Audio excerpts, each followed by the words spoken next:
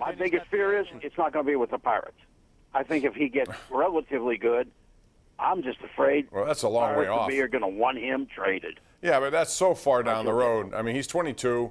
You know, and listen, it's a nice problem to have. They trade players. Listen, can we just stop with the idea that anytime there's a good player on the Pirates, like a guy who might show out to be a good player someday, that they're going to trade him immediately? I get it. I get that we're all frustrated that there hasn't been like a $100 million man on this team.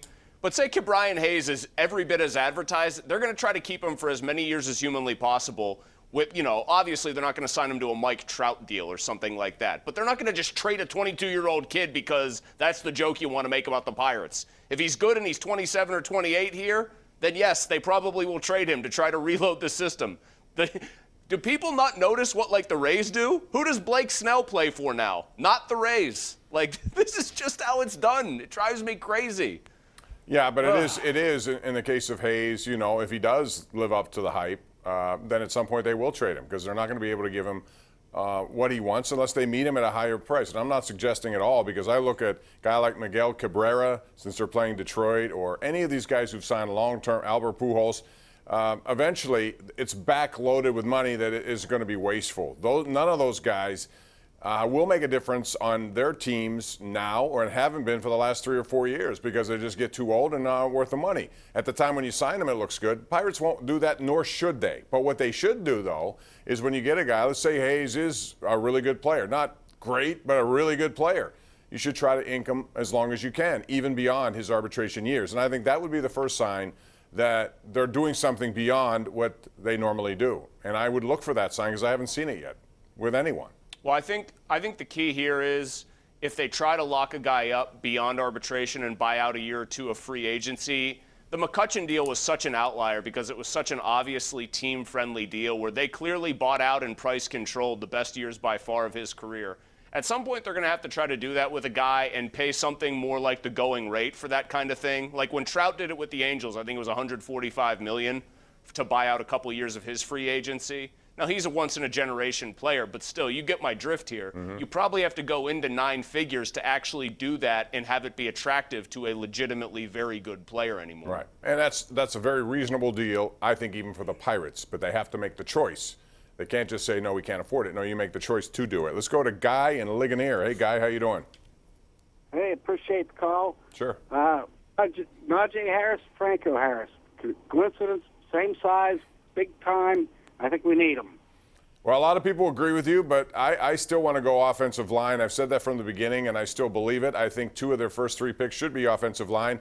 That's not to say that Najee Harris can't be a good player, but and he is, but he's also, prone to some injury like any of these guys are. But I still want to take care. I always looked at it this way, Chris. To me, the offensive line, they are the jumper cables to start the car. The car then goes through. But the jumper cable's got to work first, and right now they need to be jumped. Well, the NFL is a passing league now. We know that. That should devalue running backs just in and of itself, because even if Najee Harris is a good pass catcher, and by all accounts he is, that's still going to be like a secondary part of his game. But whether you're passing the ball or running the ball, what is the constant need in both of those situations? An offensive line that can perform. And so they don't have that. They have question marks. I'm with you. I'm just full-on offensive line here, probably with at least 2 of the first 3 selections, preferably the first 2, if you can get a tackle and a center. Here's the other reason that I think that's just prudent. It sets you up down the road, better chance that those guys at that position, even as physically demanding as it is on the offensive line, have a longer, more productive career than a first-round running back. That's just a fact.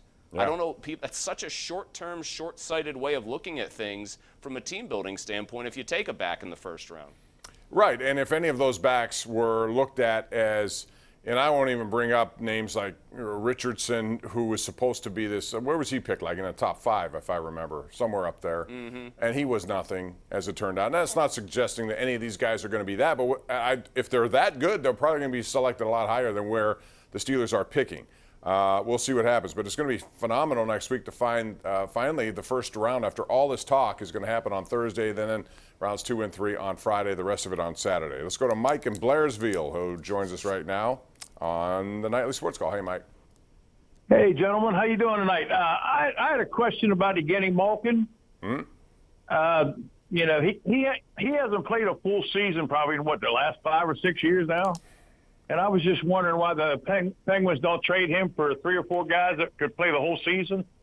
Well, if you were going to do that, I would have suggested doing it 2 years ago. Since they haven't, I don't know what a market for him would be right now. And I still think they're better off with him because I think this team, when it has down the middle, Crosby, Malkin, I'll include Bluger in that and somebody else, whether that's Carter or McCann. I think it's pretty good down the middle, Chris. But I think if you're going to trade him now, it wouldn't make a lot of sense to me. It would have a couple of years ago.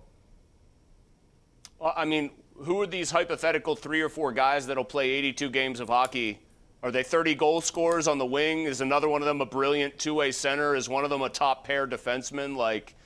I get that people are frustrated. I'm sure Evgeny Malkin's frustrated, but injuries are injuries. They happen in hockey. It's bad luck. I mean, Crosby missed a huge gouge of time earlier in his career. The reason you don't trade Evgeny Malkin now is everything you said, Bob, but the other more obvious reason is when the guy is healthy, when the guy is in the lineup, which I trust he's going to be by playoff time, he can still be one of the 10 or so most dominant players in the entire NHL, maybe even 5 or so most dominant players. That's why you don't trade him just for 3 or 4 random guys who are going to show up to work and be able to work 82 nights a year. Yeah. That's a ridiculous kind of notion. Yeah, I agree. I think there was some talk of it, and I thought it was legitimate at the time because you could have really gotten a lot if you felt the need, but they did not feel the need at that point. And right now I think they're better off just going with what they have. He's healthy. He and Kapanen together. I think it's going to be intriguing who plays with whom and who sits because now they have some interesting forward questions there. Where it's time for our Tri-State Office Furniture Tweet of the Day. And this today comes for us from Stats Guy Daniel. That's Daniel Valente, who says the Steelers, Ravens, Bengals have had 28 different starting quarterbacks in a game to start a game since 2004. The Browns have had 26 different starting quarterbacks alone in that same time. Just your random thought, right now they got Baker Mayfield, and he looks like he's ready to take a next step, especially with an offensive line that they've certainly helped out with some picks of late. I think that's going to be a pretty good team, especially now their defense has 2 bookends like they have. They're going to be a tough team to take down this year. We'll see how it goes. But that's our tweet of the night. We have more calls on the way right here live on Pittsburgh CW, so don't go away.